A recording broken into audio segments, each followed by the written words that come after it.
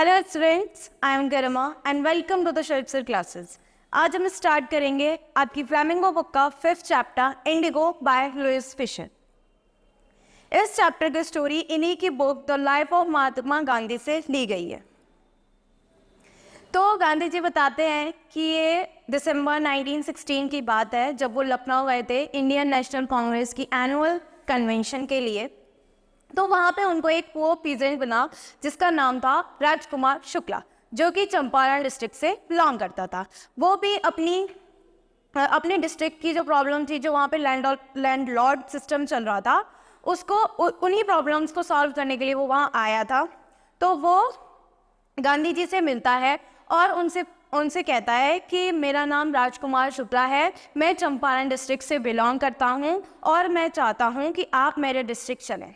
तो उस टाइम पे गांधी जी नहीं जानते थे कि ये चंपारण डिस्ट्रिक्ट क्या है और यहाँ पे क्या क्या प्रॉब्लम्स चल रही हैं, तो उसको उन्होंने इग्नोर किया, मतलब इतना ध्यान नहीं दिया। लेकिन वो वहाँ पे इस प्रॉब्लम को सॉल्व कराने के लिए आया था और उसको किसी ने सजेस्ट किया था कि गांधी जी आएंगे तो तुम उनसे मिलना, वो तुम्हारी प्रॉब्लम को ज़रूर सुनेंगे और समझेंगे भी, और यहाँ तक कि तुम्हारे साथ जाएंगे भी तुम्हारे डिस्ट्रिक्ट।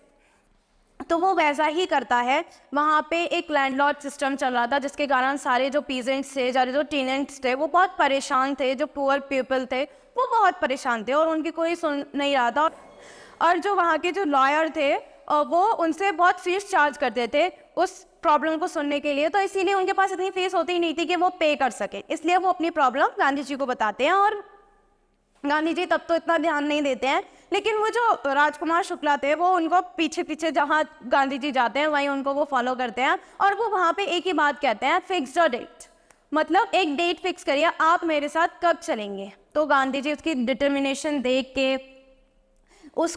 उससे बात करके, तो उनको बहुत ही मतलब गांधी जी उससे बहुत इम्प्रेस होते हैं और उनको कहते हैं कि मुझे एक सच एंड सच डे पे कलकत्ता जाना है, वहीं से हम फिर तुम्हारे डिस्ट्रिक्ट चंपारण चलेंगे, तो तुम वहीं आ जाना। तो जो राजकुमार शुक्ला थे वो बिल्कुल वैसा ही करते हैं। गांधी जी वहाँ जाते हैं सच एंड सच डे पर कलकत्ता, तो वहीं पे राजकुमार शुक्ला उनको मिलते हैं। तो फिर वो गांधी जी कहते हैं चलो। तो सबसे पहले राजकुमार शुक्ला उनको पटना लेकर जाते हैं, वहाँ पे राजेंद्र प्रसाद के घर। राजेंद्र प्रसाद एक बहुत ही फेमस लॉयर रह चुके थे, और जो राजकुमार शुक्ला थे वो वहाँ आते जाते रहते थे, मतलब उनका वहाँ पे बहुत आना जाना रहता था।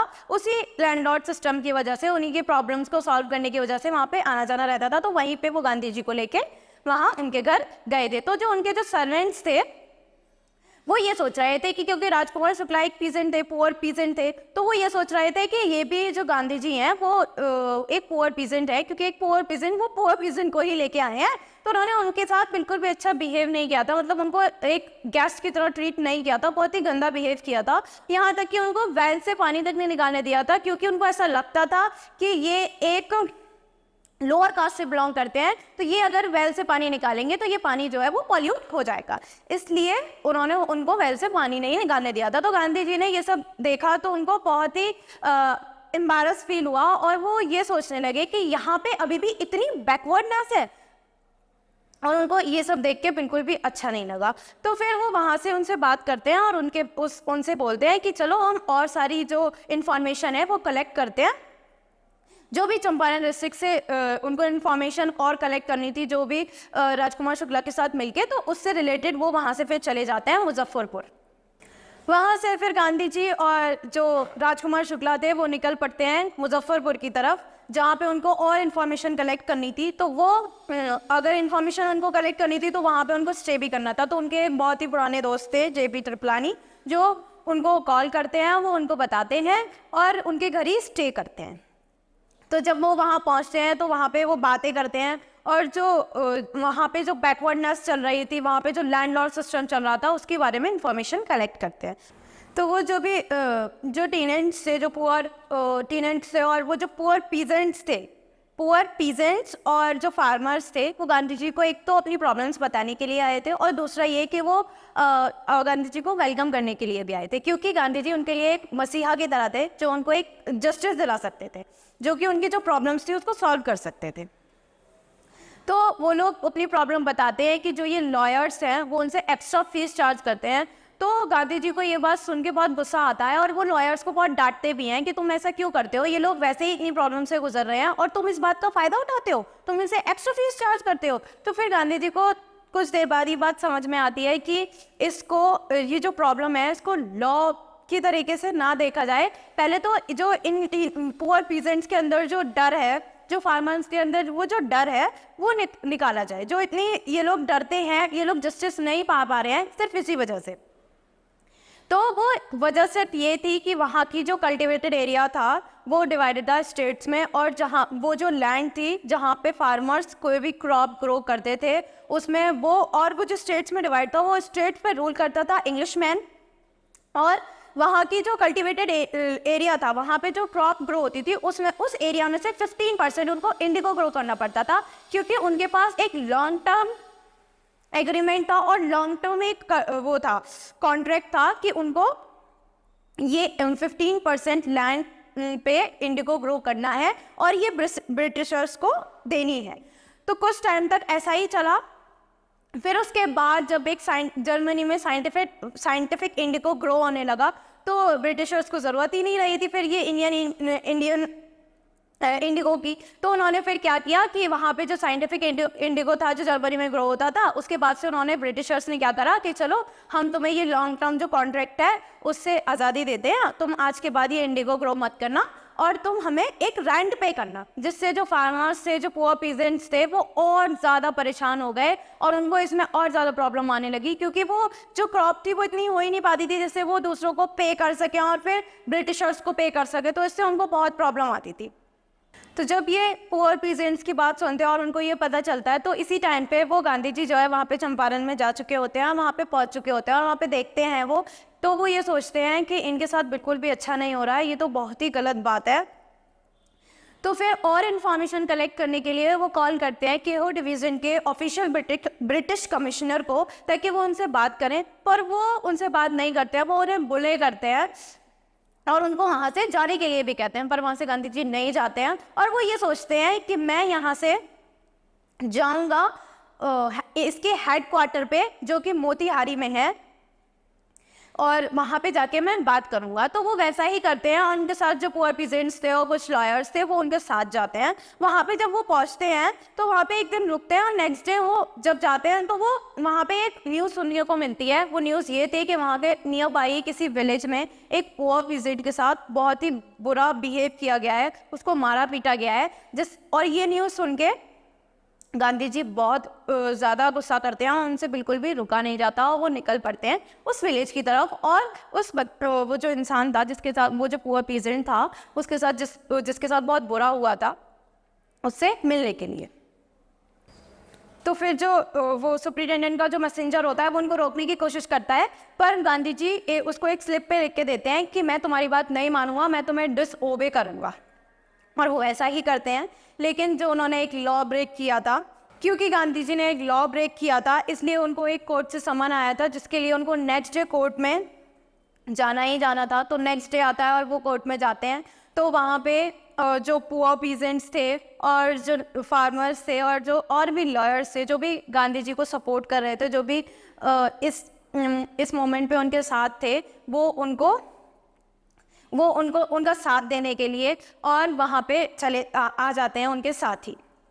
तो वहाँ के जो वो ब्रिटिशर्स थे और जो जज वगैरह थे वो देखते हैं वहाँ पे बहुत ही मैसिव भीड़ इकट्ठा हो गई थी जिसको रोकना उनके बस की बात नहीं थी। इसीलिए गांधी जी को कोई भी पनिशमेंट नहीं दी गई। और उसमें गांधी जी ये भी बोलते हैं कि मैं इस बात को एग्री करता हूँ कि मैंने आपका लॉ ब्रेक किया और मैंने आपके लॉ को डिसओबे किया, इसलिए आप मुझे जो भी सज़ा देंगे मुझे मंजूर होगी। मैं एक लॉ ब्रेकर के एग्जाम्पल सेट नहीं करना चाहता।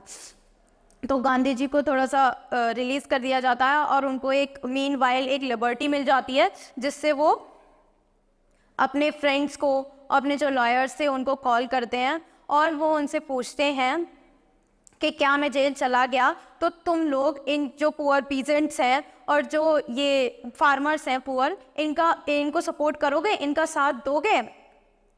तो वो जो फ्रेंड्स थे और जो लॉयर्स थे वो ये सोचते हैं कि ये जो गांधी जी हैं वो हमारी इतनी हेल्प कर रहे हैं, उनसे हमारा कोई रिश्ता तो है नहीं, वो हमें पहले से जानते तो नहीं थे, वो सिर्फ हमारी प्रॉब्लम्स को देख के हमारी प्रॉब्लम्स को सॉल्व करने की कोशिश कर रहे हैं, तो हम उनके लिए इतना तो कर ही सकते हैं। तो वो उसके लिए एग्री हो जाते हैं।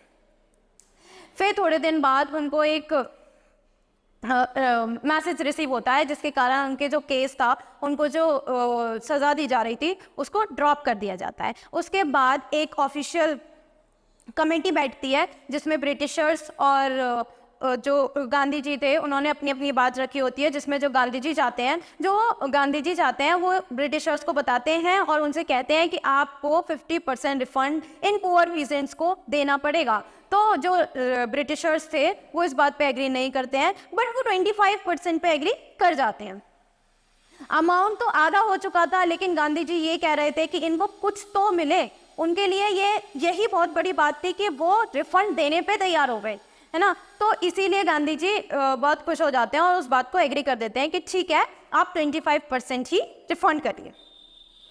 उसके बाद क्या होता है कि वो वहाँ लुईस फिशर बताते हैं कि वहाँ की जो चंपारण डिस्ट्रिक्ट की जो बैकवर्डनेस थी, वहाँ पे बहुत ही बैकवर्डनेस थी। वहाँ पे ना तो कोई स्कूल्स थे, ना हॉस्पिटल्स थे, ना कोई क्लीननेस थी, और वहाँ की जो गर्ल्स थी वो बहुत ही परेशान रहती थी। वहाँ के जो लोग थे वो बहुत ही परेशान रहते थे, ना ही वहाँ पे वाटर ऐसा था कि वो उसको ड्रिंक करें और वो अच्छा रहे। तो इसीलिए वहाँ की जो बैकवर्डनेस थी उसको ख़त्म कराना था, इसीलिए वहाँ पे न्यू रिफॉर्म्स लाए गांधी जी, और उनकी वाइफ जो थी कस्तूरबा गांधी, उन्होंने भी इसमें उनका साथ दिया। उन्होंने एक कैंपेन स्टार्ट किया जिसके कारण वहाँ चंपारण डिस्ट्रिक्ट में न्यू रिफॉर्म्स आई, न्यू जो पॉलिसीज थी वो डेवलप कराई गई, मेडिसिन, हॉस्पिटल्स, स्कूल्स अवेलेबल कराए गए बच्चों के लिए, और उनको एक न्यू अच्छी लाइफ देने के लिए, न्यू एजुकेशन देने के लिए, जिसमें उनकी वाइफ जो थी उन्होंने उनका साथ दिया था, कस्तूरबा गांधी ने। और इसी तरह की रिफॉर्म्स लाने के लिए, इसी तरह के कैंपेन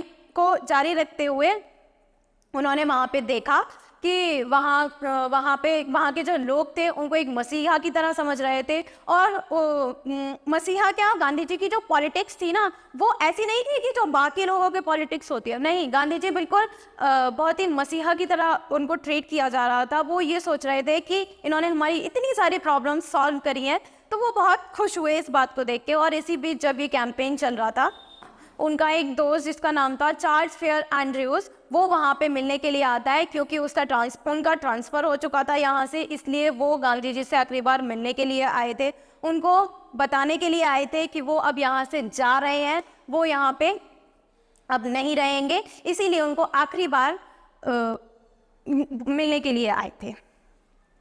तो इसी बीच जब वो उनसे बात करते हैं और उनसे मिलके चले जाते हैं, तो वहाँ के जो पुअर पीजेंट्स थे और वो जो फार्मर्स थे वो उनको कहते हैं कि क्या हम ऐसा नहीं कर सकते कि हम इनको अपनी साइड ले लें, क्योंकि अगर हमारे साइड एक ब्रिटिश पर्सन होगा तो हमारी साइड वो जो ब्रिटिश रूल चल रहा था वो उसको देखेंगे, तो ये कहेंगे कि हाँ, इनके साइड भी कोई ब्रिटिश पर्सन है। तो गांधी जी ये कहने लगे कि नहीं, हम ऐसा नहीं कर सकते, क्योंकि हमें अगर कोई लड़ाई लड़नी है तो सिर्फ अपने दम पे लड़नी होगी। ऐसा नहीं है कि हम किसी ब्रिटिश पर्सन को अपनी तरफ ले लें, उनकी कमज़ोरी हम ले लें और फिर उनसे लड़ाई करें। नहीं, ये बिल्कुल अच्छा नहीं होगा और बिल्कुल भी मतलब फेयर नहीं रहेगा।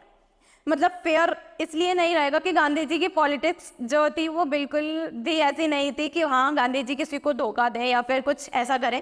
नहीं, वो बहुत ही ऑनेस्ट पर्सन थे और वो हर काम ऑनेस्टी से करते थे। और वहाँ का जो कैंपेन था वो जारी रहा, बहुत सारे रिफॉर्म्स आए और इसी तरह ये चैप्टर खत्म होता है। इसी तरह की और वीडियोज़ के लिए और चैप्टर्स की समरीज़ के लिए वीडियो को लाइक करें, शेयर करें एंड चैनल को सब्सक्राइब करें। Thank you.